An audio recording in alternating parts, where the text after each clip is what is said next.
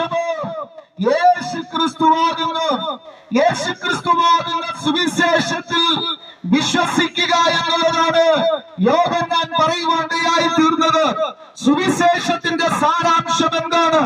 സുവിശേഷത്തിന്റെ സാരാംശം സ്വർഗത്തിന്റെ മഹിമകളെ വെടിഞ്ഞുകൊണ്ട് താളലോകത്തിലേക്ക് ഇന്നേക്ക് 2024 വർഷങ്ങൾക്ക് മുൻപ് പാരിനും പരത്തിനും മനുഷ്യനും ദൈവത്തിനും മധ്യേ ഒരു മധ്യസ്ഥനായി ദൈവമായിരുന്നവൻ വേഷത്തിൽ മനുഷ്യനായി ലോകത്തിൽ ജനിച്ചു മരിച്ചടക്കപ്പെട്ട് ഉയർത്തെഴുന്നേറ്റതിന്റെ ആ സത്യം വിളിച്ചറിയിക്കുന്നതാണ് സുവിശേഷം എന്ന് പറയുന്ന സാരാംശം. അതിന്റെ പ്രധാനപ്പെട്ട